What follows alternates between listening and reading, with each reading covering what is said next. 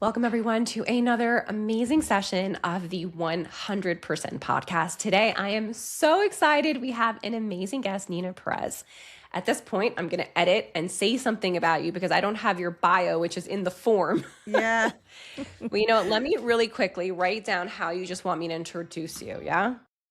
Sure. Say It's three things. just Chef Neena Perez, and I'm a chef and transformational life coach. Anything you, I, yeah. sorry, go ahead. Anything you want me to be like, you're an author of, or you're this, or. I'm an author and a speaker. I help people discover their God-given purpose and step into their callings. I love it. Okay, now we're going to start again. Welcome, everyone, to another amazing session of the 100% podcast where, yes, you are 100% effed up, but still you are 100% lovable. I am your host, Chaya Garcia, and we have an amazing guest today, Chef Neena Perez. Chef is a transformational coach, as well as somebody who is an author and a speaker who really helps people discover their God-given purposes and step into their calling. So welcome to the stage, Neena. So amazing to have you here. I love being here. I love the realness of it all. This is so good. This is going to be awesome. Amazing. So, as you know, we're here to help women and men break the lies they tell themselves to stay in mediocrity or misery. So, you unfortunately were in an unhealthy relationship. And so, what is one of the ways where one of the worst stories that you're like, wow, I can't believe this is really my life. And maybe it's not as good as I've been telling myself. You know, there's a few, right? But the one that comes the most is I was in a very tumultuous domestic violent relationship, and I stayed in it for many years, and it almost ended in my murder. And so that's why I finally ran. And when I ran, I took my kid. I was young, but I took my son and I went into a battered women's shelter. And from there is when I started to rebuild my life. Still made a lot of beautiful mistakes along the way, but there was a lot now as an adult right now, or when I'm older now, I look back and I'm like, wow, I missed so many things, like so many flags. But I stayed in it for love, right? You're in love. I was in love. I was so in love. So, but that's how that went. There was a lot of like abuse in that. There was beatings and all the things that come with a very tumultuous domestic violent relationship. But that's the one that comes to mind the most when you ask me that question. So, can we zoom in now? How did it start? How did that scene that you're kind of remembering start? If you can explain it, like he came home or he came into the room or you guys had a fight or you thought things were good, but then he lost it, that kind of. Yeah, see, I had a son very young, right? So I had my son at 15 years old, and I was still in school. I was finishing up school, and I was coming home, and I remember just having a sick feeling to my stomach because I didn't know what I was walking into. Was I walking into a room with a really happy-go-lucky type of guy, or was I walking in with something violent about to happen? Because I was at this point almost fighting every day. And I walk in and he was upstairs in the bedroom. So I went up to the bedroom and my son was with him and he was pacing back and forth. And I'm like, So I told my son, well, go downstairs with, my mother was living there, right? So we lived with her. I told my son to go downstairs. I'm like, go downstairs, sweetheart. And then all of a sudden he's like, where you been? I'm like, where I'm always, I'm finishing school. You're late. I said, I'm not that late. The bus was late. No, you're late. You're late. And he's like, back and forth and pacing. And I'm like, what is going on? And he goes, you know what? I'm tired of it. You were probably out there sleeping with someone. I'm going to kill you. I'm going to kill the baby. And I'm going to kill myself. And I just paused, right? My body tensed up and I'm like, okay, this is different. This is different. He's never threatened to kill the baby, right?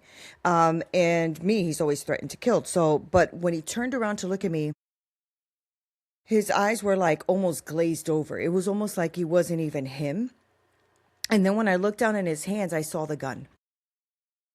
And my whole world stopped, right? And so I went to look at him, and then he came straight to me, just walked straight to me and put the gun to my forehead.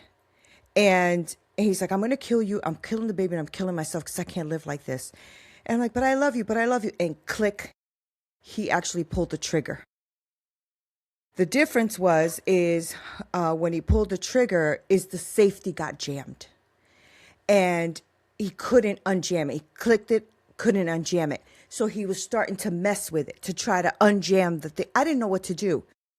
I just immediately went into fawning, like, but I love you and you're everything. And why would I do that to you? And you're my world. And, even now I'm talking to you, I feel my body tensing up in my throat, And he was just like, no, and he's trying to unjam it. And I finally, after, I don't even know, it felt like an eternity, convinced him that I loved him enough. And he put the gun down, he relaxed. That whole night I acted like nothing happened. Made him dinner, just acted really cool, calm and collected. And then I went and made him dinner and he fell asleep. And then I saw where he put the gun. So I got the gun. And while he was sleeping, I put the gun to his head. And then I'm like, I can't do this. This is not who I am. So I put the gun back. And then I acted like I was going to sleep. And as soon as he left in the morning, gave me a kiss goodbye, he was going to work, I acted like I was going to school, just left. And my girlfriend was waiting for me around the corner. She's like my best friend in the world. She runs in with me. We take a garbage bag full of clothes. And off I went to find a shelter for my kid. And then I went and, I had to go to 2 different shelters before somebody would accept me. But me and my son lived in a shelter for about 18 months after that. Oh. First of all, thank you for sharing. It's not easy going back to the scary parts, Like it's almost as if we want to forget. It kind of didn't happen. You're not that person anymore. How old were you then? 18. And it's so like some of the fascinating things is that his eyes were glazed over. Was he high or drunk or on drugs? No. Wasn't a person who really drank or did drugs. He always said that poisoned his body, so he wasn't that kind of guy. It didn't even look like him, honestly. I don't know how to explain it really. I just know this was a new version of an abusive man I've never seen before. Yeah, it wasn't too much longer after that he did find me at the shelter. Actually, that night he found me at the shelter. But the shelter women were so supportive, and they're like, we're not going to tell anybody he found you, because if we tell people, you have to leave. But yeah, he found me. But I believe in God. So through the grace of God, I feel like I was being covered, and I was able to keep going. I mean, the abuse was intense, but that was the moment where I knew if I don't leave, I am done. I mean, this is about as far as you can get. Yeah. Whew, so you're 18. He threatens to kill you, which wasn't new. He's been doing this No. on and off for how Yeah. long? About 5 years. So you were with him since you were 13? 13. Mm-hmm. How did you meet him at 13? At a park near my house. I was very well developed at 13. You would have thought I was 17, 18. And we met, and he was cute. Oh, he was much older. He was 17, 18 years old. But he was a cute guy. And so I, really liked him. And we started dating. Within I think the first month of our relationship, I remember back then, I'm going to age myself, but we used to have Walkman. We had a Walkman, and he wanted to use it. And I said, no, wait, I'm listening to the song. And he punched me so hard in my back that my air left my lungs. I just couldn't breathe. And I was embarrassed because we were in a group of people. He didn't care that he did that. And the group of people were like, whoa, dude. He's like, are you okay? And I'm like, yeah, I'm good. I could barely breathe. But I'm like, yeah, I'm good. I didn't know what happened. I didn't know what just happened. But that was like the first of the many, many, many beatings I took out of from his hands.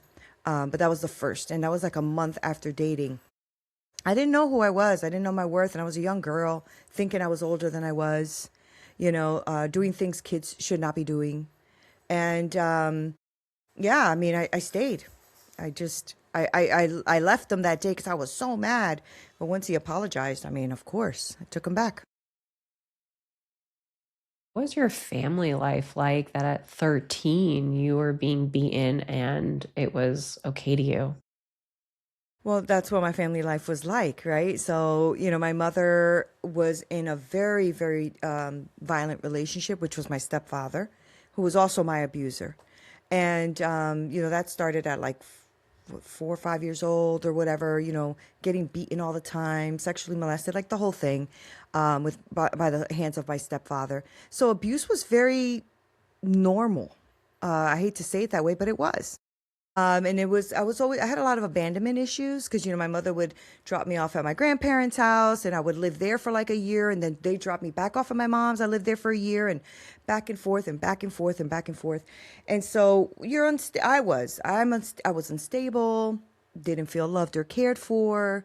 That's why at 13 years old, I'm hanging out till like 1 o'clock in the morning. What am I doing at 13 years old, hanging out till 1 o'clock in the morning, you know? But, I didn't know any better. I was just a kid hanging out all the time, right? And yeah, I had a boyfriend, and he showed me that he loved me, and I was head over heels, man. Couldn't get me going nowhere without him on my hip because he was everything.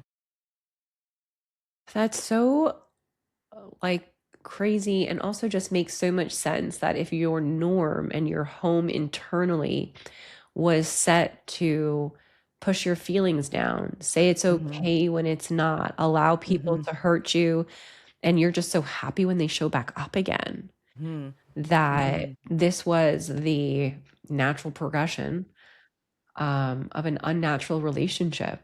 Yeah. And so, what were some of the lies you told yourself after he would beat you? Let's say before the gun, before God blessed and saved your life. Um, what were some, and the son was with him, right? You had the kid with him. What were some of the lies you told yourself after he would beat you and you would be like, fuck it, I'm never going back, and then go Mm. back? Well, I mean, he loves me. He loves me. I got him mad. Maybe I shouldn't have done that. And I remember thinking those things because I remember when I told my mother that my stepfather they touched me for the first time, she told me to shut up and stop lying. And so I learned to shut up and stop saying things, So when he would come back with an I'm sorry, I mean, he was really great at it. Like it would be with flowers or candy or, taking me out to a movie, or it would be something amazing, And when things were good, they were really good. So I knew that if I behaved, whatever that meant, because it didn't matter what I did, but if I behaved, he would treat me well. And so I wanted those moments. Those moments were the ones I held on to. And plus, he told me he loved me. So, I mean, I didn't get an I love you from my mom. Wow, I think I was in my 30s, maybe late 20s when I got that. So I fell head over heels for my sweetheart, But yeah, that's what I told myself. Like, he loves you, and he's really good when he's really good. Just don't get him mad. Yeah. I mean, it's so interesting to hear now that you're out of it, the Mm-hmm. delusion of what love even is. Mm-hmm. People who love you don't hit you. People who Yeah. love you don't hurt you. People who love you don't verbally abuse you, let alone Yeah. physical or sexual. And so, this idea of love, I mean, just to fast forward for a minute, now that you're a grown adult and you're doing coaching and you're out of it, how would you define love now? Oh. That's such a great question, right? Because there's so many answers to that question. But to me, it's just being there. It's really unconditional. You shouldn't be holding grudges towards me. You shouldn't be holding unforgiveness towards me or me towards that person. There should be no shame in that relationship, right? And that's such a great question because it took me so many years to understand that. And it wasn't until I found my faith actually that I realized what unconditional love is, because I had so many things in my life too that I did myself. And when I literally received, for those of you who do believe in God, when I received that forgiveness in my life, the freedom that that gave me made me realize that I was loved unconditionally, and that that's what I want in my life. And that's, that's what I realized, that all the things that have happened to me and everything else was because I was conditioned to survive. And I should not feel like I'm surviving in a love relationship. If I'm in love with you and you're in love with me, I should not be surviving. I should be thriving. I should be living in my full authentic self, whatever that means to me, not what you say about me or what you think about me, but who am I really? And if I can live freely in that, then I am safe and I am loved. Right? So I don't know if I have the perfect answer, but that's what that means to me. I mean, I think that is the perfect answer. I'm a relationship expert. I work with women all the time as clients. And I think that how I define it is that it's self-generated through the gratitude and understanding that God loves you, Yeah. and that it's unconditional. I think that that's a really powerful word. The reason that the podcast is named the 100% podcast is because, yeah, you're 100% fucked up with all the shit you've been through, with all the Yep. weird things that have Yep. happened, and still simultaneously 100% lovable. Like, you're unconditionally Yeah. 100% So lovable. good. And a So good. real love will want to love you and not make you feel like you're less than because you Yes. made a mistake. Yes. A lot of us just survive though, right? And so we'll go into one relationship and we may not, like, I never went to another abusive relationship physically, right? I did end up marrying an emotional abuser, right? But he didn't hit me, so it was okay. Right? That marriage lasted about 8 years as well, and we finally got divorced. But I say that to say that I'm now in a relationship for 27 years. I've been married for 27 years. I can be 100% myself, and I will never feel like, oh, here he comes. Oh, what is he going to say? What's he going to? And that's a really good place to be. I'm 53 now, and I refuse to take shit from anybody else moving forward because my life is too short. Now I have less years than I did before, right? And so I just want to live that as far and as wide as I can, being me, really, really being me, and not trying to put these parameters that everybody tried to put on me my entire life. I'm done with the survival mode. It's finished. Yeah. And I think that's so important for the listeners to hear because there's a big difference between surviving and thriving. Mm-hmm. There's a big difference between making the relationship work and fighting for love and the relationship working. Mm-hmm. One of the things that I say is if you're trying to make the relationship work, it's not working.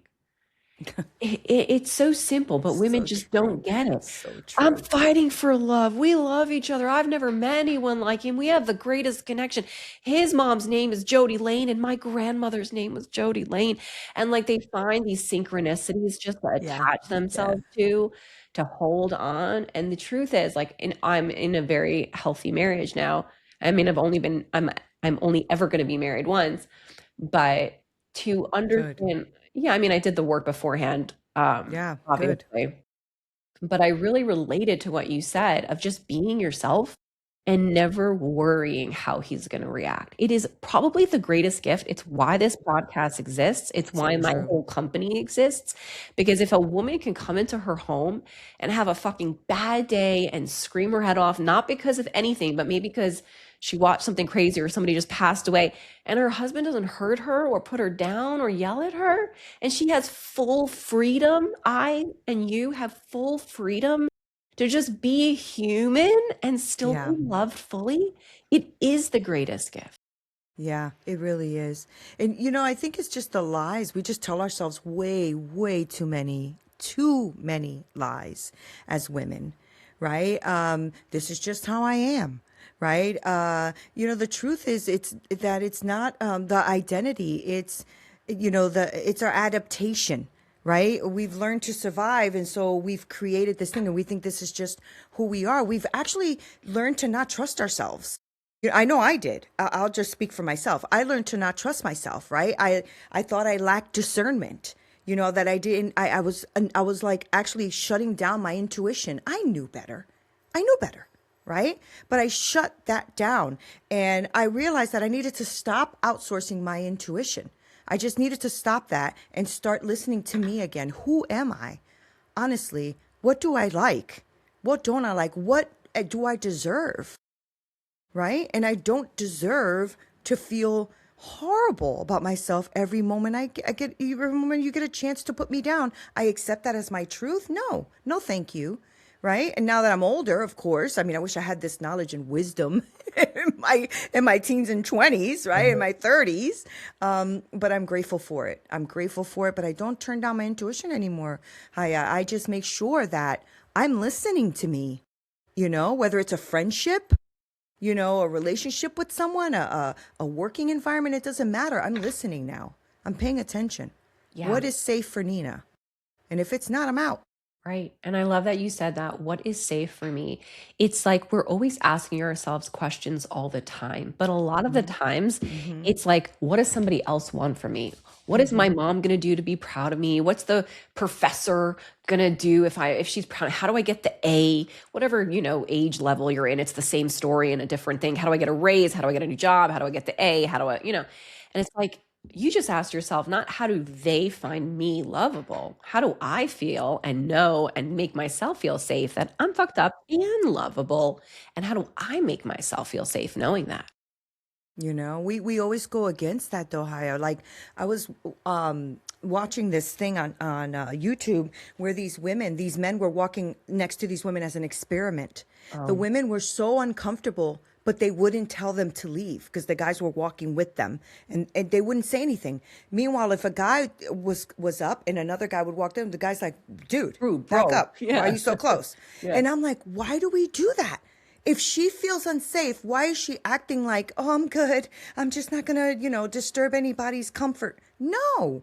And I'm tired of that, right? I used to do it too, right? Oh, so you're going to insult me. You're going to put me down. You're going to make me feel bad. You're going to give me all these thousands of red flags, but I don't want to hurt your feelings. So I'm just going to go ahead and take it. I'm done with that. That season is over. We have to step up for us. Yeah. And that season, first of all, should never have begun, but we also have to realize that women in our society are taught to sit down, shut up, and listen.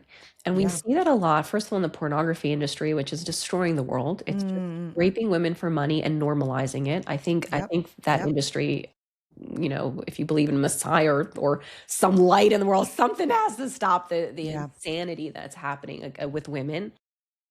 Where they literally deduce themselves to objects for attention. Yeah. And we see that also in American society. I have a 6-year-old. I mean, like in a younger part of the society, I have a 6-year-old and she's like, Mom, can I get some toy? And I was like, first of all, no, because I'm very overprotective, in a good way. And I Google this freaking new thing that the 6-year-old wants. And it's these dolls look like prostitutes with big breasts and crop tops and bras with their butt sticking out and a little mini dress. I'm like, she's fucking 6. Leave them alone. Leave them. I want to cry and scream at the same time. Yeah, me too. Just rewinding back, because women need to first take back their power. Attention is not love. Attention is not love. Attention is not investment. Attention is not your answer. And if you're getting an attention for love or for something, that's an exchange, and then you're being used. So for all the women, love is when someone loves you, not for what they can get from you, but for who you are. And just to rewind back, okay, he does the whole crazy thing. You leave, you get to the shelter with your little baby. He finds you. The women say, I promise I won't tell, otherwise you'll get kicked out and God knows what will happen to you then. Yeah. What happens after he finds you? It didn't get any better, but he wasn't threatening to kill me, but I would find him, like, for example, he knew what school I went to, of course, because I was in school, right? So I went to school. He would run after me. Like I would be running to the bus, from the school to the bus was, I don't know, it wasn't too far, maybe like half a block where the buses would park. And I would have to run because he would be running right after me on the school grounds, right? Like that kind of stuff. I would be walking, let's say, to work because I had two jobs. I had two jobs. I had to take care of my son. I had to go to school. And if I would be at a job, all of a sudden I'd turn around, he's at the end of the counter at the job. He would just mess with my mind. I would be walking somewhere, he'd pop out from out of a tree. It was that kind of crazy stuff to mess with me. It was terrifying, terrifying because I didn't know where he was coming from and what he was going to do. And then finally I just stood up. I just started pushing back. I started calling the cops every 5 minutes. Every time I saw him, I started calling the cops. For you? You know what I'm saying? And I'm like, I'm done. I am done. Like, done. You know what I mean? Like, I couldn't do it anymore. I couldn't breathe. I was having anxiety. And I'm 53, and I still have insomnia.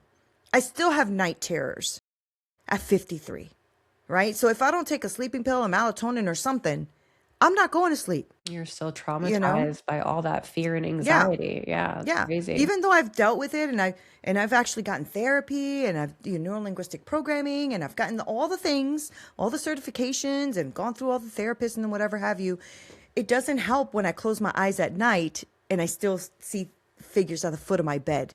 You know what I mean? Because that's what he used to do. Like I would wake up and he'd just be standing there staring at me at the foot of my bed. Creepy. It's creepy.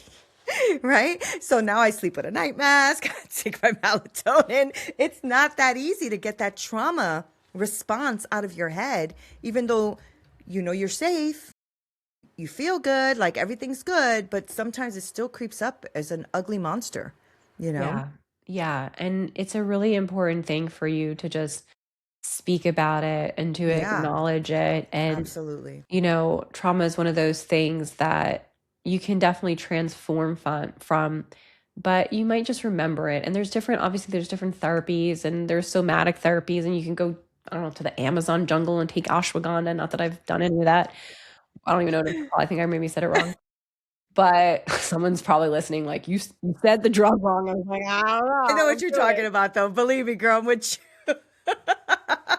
It wasn't ashwagandha, but I'm with you. I know Yeah, what you're because talking ashwagandha about. is a natural one that you take in your vitamins that like help your mood. I know. So hold on. I actually am not very, some I shit, forget the whatever, name some of it, but I psychedelic. know. Yeah. Some plant medicine. Anyway. Okay. So you leave this relationship. How did you finally get him to stop stalking you? I know you made the Mm, decision, I'm mm. done, which is that one decision is so powerful just to call the police every time, be like, you don't control me, I control me. So you made that decision. You started calling the cops, which kudos to you. You're not supposed to do that alone. That's why they're there. And how did that end? Like, how did that phase transition out? I found my ex-husband. That's how that ended, right? Like, I was in a club dancing with my friend, and I met this cute boy, and that was my ticket. That was my meal ticket out, right? And so I lived at this time in Connecticut, and this boy lived in New York, and we dated for a little while, and then he said, oh, my ex-boyfriend or the one that was trying to kill me actually found us together and was trying to approach the car to like, hurt my then boyfriend. And he was like, listen, you can't live like this. Why don't you just come with me to Yonkers and just leave this behind? And that's what I did. I took my son, I fought for him in court to have sole custody. And then I left to New York, and that's how I got rid of him finally. And he had gotten another girlfriend at the time, my ex, and I was so happy. It was so funny. I met her, and I'm like, "Come here for a second." She's like, "Yeah." She goes, "I don't want to fight." I'm like, "No, no, no. I want to thank you. Keep him busy. Please be with him every moment of the day if you can. Like, go ahead and go with him. Do whatever you want to do." She's like, "Seriously?" I'm like, "Yes, please." So she kept him busy, the girlfriend. And so that gave me an opportunity to leave, and I left. I was out. Yeah. Well, I want to really give you a moment of praise for going to court to fight for your child for sole Thank custody. you. After doing this for almost 20 years and hundreds of women I've spoken to, a lot of women stay for many, many years because they're afraid Mm-hmm. that if they go to court, they will get half custody and then they will be like basically leaving their child with the abuser, which a Mm-hmm. lot of times the women actually do get sole custody. I'm not an expert in these court cases, but I'm just so proud of you that you actually went to court. You did fight. You did fight. You got your sole custody. And I really hope every woman who is relevant, this is relevant to, hears this because it's easy to stay thinking I'm doing this for my kids. I don't want Mm-hmm. my kids to be stuck with him or what's the broken home. But get the broken people out of your home, not stop the Mm-hmm. broken home. Mm-hmm. So just wanted to give you a moment of praise for Thank doing the you. hard. That was a very scary, scary moment because he was threatening my life even outside of the courtroom. Even when the lawyers were like outside in the hall, he would be in my ear. I'm going to kill you after this, right? You're going to die after this, right? It was the most terrifying experience of my life, and I'll never forget because the lawyers were there and they're like, Nina wants full custody. Da da da. I said he actually just threatened my life right now, right before we were walking in the door, and he just looked at me. He was fuming. I said he just threatened my life literally as we were walking in this door. I cannot have my son with him, and believe me, I everything in me was shaking. Like I didn't want to say anything, but I need to speak. And, one of the things that happens to us as women is we stay alone. We stay alone and we think we are alone. And you don't have to do this alone. Isolation might make you feel like you're safe if you don't want to involve other people, but it keeps you stuck. And I didn't heal because I was doing this stuff alone. I healed when I let myself be supported, I should say. When I actually let people support me is when I started to heal. But I was alone for so freaking long. When you're a kid and you don't feel wanted and you're neglected and you're abused and all the things, and then you get into a relationship that almost kills you, you feel very, very, very much alone. Even if you're at work, even if you're with people, even if you're with family, lots of times we won't even say anything. But thank you for the kudos because I don't think anybody's ever given me those. And I appreciate that. I really do. I understand how difficult that might have been and how frightening to even go to court and have that. And it's one of the most scary reasons that women don't leave. Right. So, Right. one, you should be proud of yourself that you did that through shaking, through fear, through your life being threatened again, but you did it. And it's through doing the really fucking hard, scary thing where you feel like I just might die because I'm so like shaken up by it, but gave you your freedom, at least the next step to freedom Yeah. Yeah. and your child. 100%. It's all those experiences, though, that have also made me realize how blessed I am Very. and how all of those experiences were amazing because with those experiences, I have helped many women just see their worth and their value. And also, you realize how damn strong I am, too. Fucking strong. I just, when I go through those moments where I feel like I'm falling apart, I'm like, girl, hello. You've been there, wrote a book about it. You're good. You're okay. And I think women need that support and they need to know they're not alone. There's so many of us out there, Haya. There's so many. There's It's so many. shocking and not shocking every time I do Yeah. this. Yeah.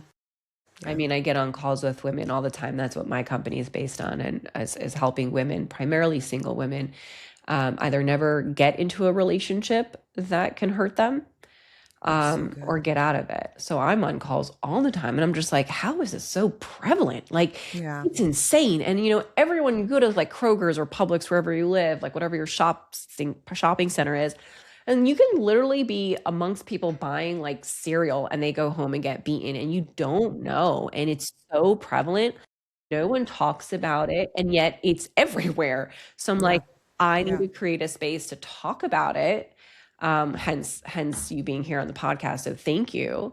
And for the women that are listening and the men, but you're not alone. You're not meant to be alone. One of the biggest things that helped me in I was in not ever physically abusive relationships, just an addict. So sweet, affectionate, spiritual, loving, but also completely unreliable and unpredictable. Yeah. Um, and so I had to learn when I started going to program Naranon, which is like the 12-step program for Oh, yeah. friends and family members of drug users. And I just like finally sat in a room and everyone was like, nope, you don't have to listen to your mom if she tells you to do like something. And nope, you don't have to, you don't owe anyone anything. And I was like, really? I don't have to listen to my mom if she tells me like I have to go do something right away to help someone that's like irrelevant into my life. And it was like this not alone thing. It was actually what gave me my wings when I sat in the Mm. rooms and I can just, for anyone listening, it's free, it's anonymous, and it's all over the world. And they have them for every addiction or friends and family members of every addiction. Go Google it. And it was just realizing that I have this little safe space in this room where these can be my people. Like my mom might never be who I need her to be. My dad may never be who I need him to be, but like this little safe space where I'm not alone, I can ground myself in that Yeah. and Yeah. then slowly learn who I am by being grounded in some safety. I love that so much. And I love what you're doing so much too, because we just talked about not being alone, right? And so that means even if it's just they don't want a group, but they want to speak to you because you have wisdom in this area, women need to know that there is someone, there really is, and you're not alone. And I promise you that your story is not the worst story in the world. I promise you. I promise you. Don't be embarrassed. You have nothing to be embarrassed about. And that's one of the things, like I had a lot of shame. I held a lot of shame. And the body keeps a score, right? So I held a lot of shame in my body, constantly just eating sugar and, just trying to get to the next day and perfectionism and all the things, right? And I realized that when I started opening up, when I wrote my book and I opened up and I started telling people all the shenanigans my whole life has been like, that's when women were coming to me crying, like, my brother did this to me, my husband did this to me, my mother did this to me. I was like, wow, there's so many of us hurting. So many, so many. But it doesn't have to be. No, it really doesn't. And I think that the main point is that we need to believe we're lovable. So after Yes. doing this for so long, I realized this theme again, hence the name, but that women and men, but people believe that they're fucked up, right? They know the crazy shit Mm-hmm, that's been mm-hmm, done to mm-hmm, them. They know the crazy shit that they've maybe done.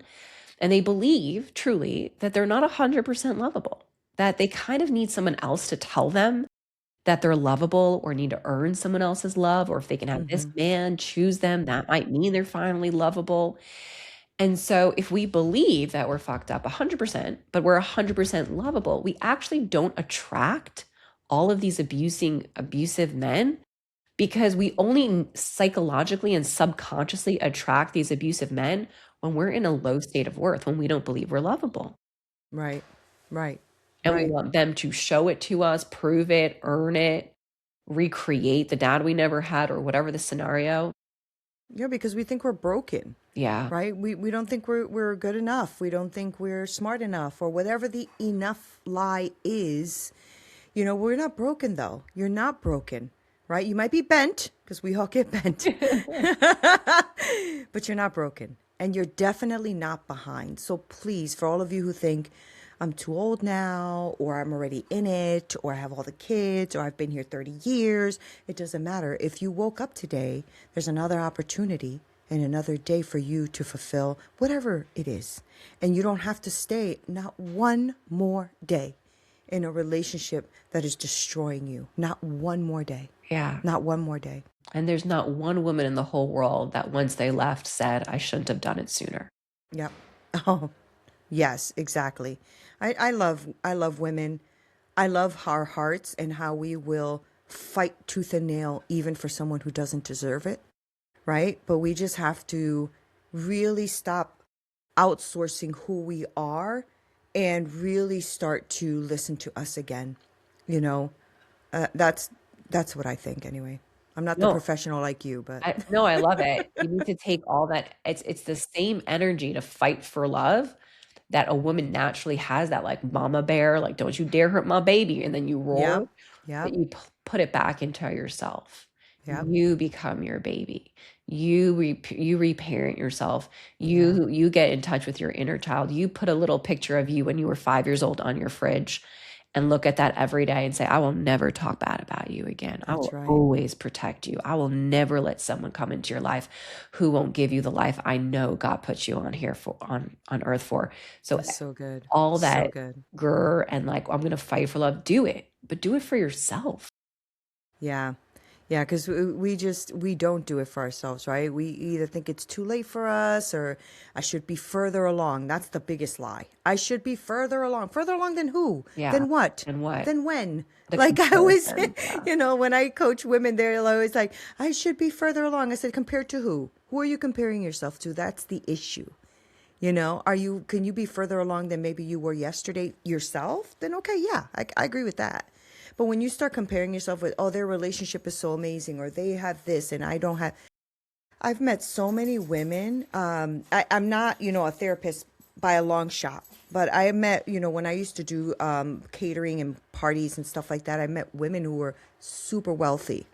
And I'll never forget, especially this one woman, we went to her home and she's like, yeah, I said, your house is beautiful. She goes, you want it?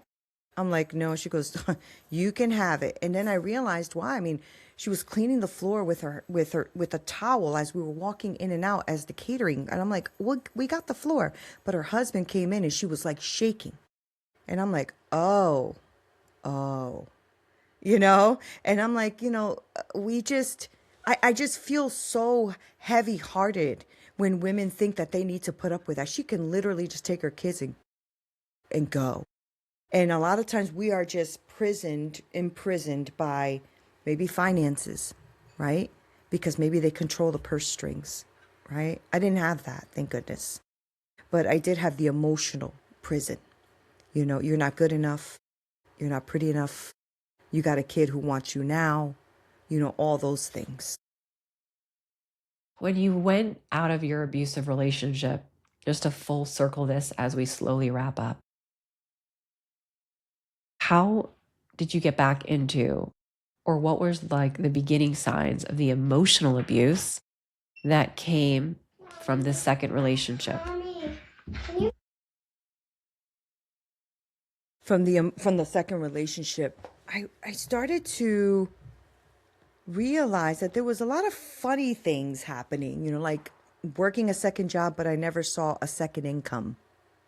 Sorry, say that again. My little 6-year-old walked in. I started realizing funny things like, you know, I have a second job, but there wasn't a second income. He was having affairs, you know, like gaslighting, you know, things like that. And I started to, you know, oh, you know, every argument somehow became my fault. Very narcissistic personality. I didn't know that then. But it was that kind of like, oh, I'm like, you know, you did this. Oh, well, if you wouldn't have done this, this wouldn't have happened. You know, your last relationship, he hit you. I would never do that. Like it was just this constant mind game, you know, going into the bank account and taking the money, you know, just weird behavior that was very, made me feel very lost in the sauce, made me feel very unstable, made me feel like, am I crazy? Am I going crazy? You know, unwanted, you know, things like that. So the emotional stuff was kind of like a mind fuck, if you will. I don't know how to explain it really, you know, but it was weird. It was just weird. I don't know how to explain it.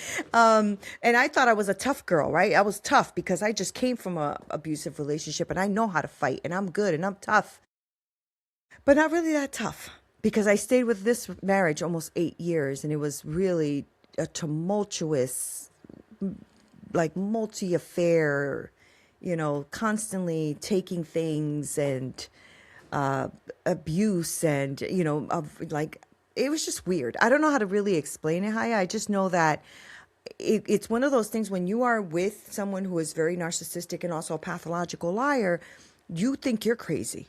I thought I was going crazy. Like something's wrong with me. you know?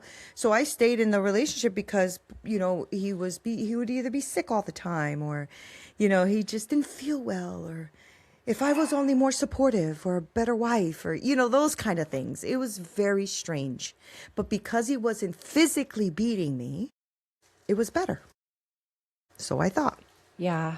I mean, the psychological abuse that Yeah. narcissists do are so Crazy. so deep and so subtle. I think one of the most Hmm. fascinating things about narcissists is that it's subtle. It's not like you're getting whacked or they're calling you, like really bad names, like insane Right. verbal abuse. Narcissists are so gentle with their abuse that you actually just feel confused all the time. Like All the you're time. not just, you're just not sure where your relationship is going, if it's good, like that, like what, it's like this constant state of confusion, anxiety, angst, and yet at the same time, again, they show up really nice and charming sometimes. So Yeah. Oh, yeah. Everybody loved him. Yeah. yeah. Oh, and that's the thing. Everyone loves the Hmm. narcissist. Hmm. A lot of women don't know this. So I just want to use this as an educational point for the women listening and men listening, is that narcissists are very well loved by community members. Hmm. They're very Hmm. well, they're altruistic often. They give charity. They go to the church or the synagogue or whatever you pray in. They like to because, and then they go home and they destroy their one intimate partner. So it's so important for women to know, because they're like, maybe I'm crazy because everyone else loves him. It's like, Yeah. no, you're in an abusive relationship. Get out. Those are the signs. That is the Right. sign. No? Yeah, I know that now. Yeah. Yeah. Took a lot of years, but, because you just go into a different type of abuse, so the physical wasn't there. He didn't dare, raise his hand to me. But man, he played with my head like it was nobody's business. And the lies were so bad that I didn't even know what was a lie. I didn't know. You go outside, the sky is blue. He'd be like, yeah, but it's raining. I'm like, but it's not raining. Is it raining? You know, Is it raining over there that I is it can't raining see? and I don't see the rain? Like, what is happening? So Nina, now that you have come full circle, how do you feel that understanding that you're 100% fucked up and still simultaneously 100% lovable has impacted your life and your healthy marriage now? I think the marriage I have now is really beautiful. We still have our ups and downs, but he's so amazing. And I realized that, healing was a big process. It is a big step to that. Healing began when I stopped protecting, what everybody thought of me, or protecting like my image or his image or their image or whatever.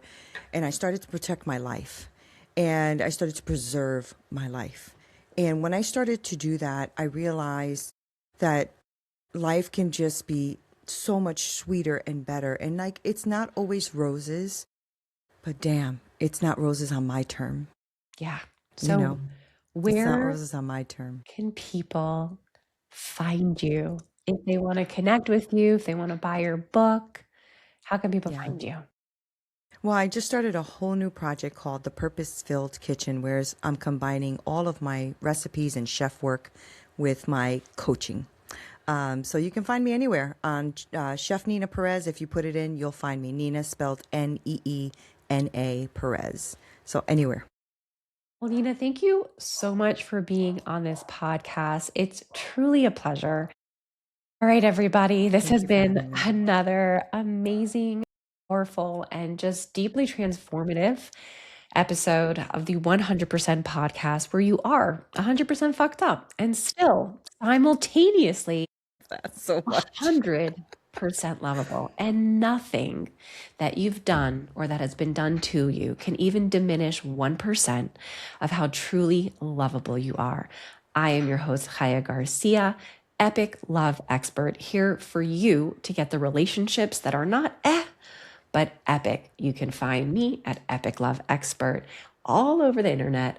I welcome you into my coaching practices as well, especially if you're a single woman looking for your next best relationship to be epic.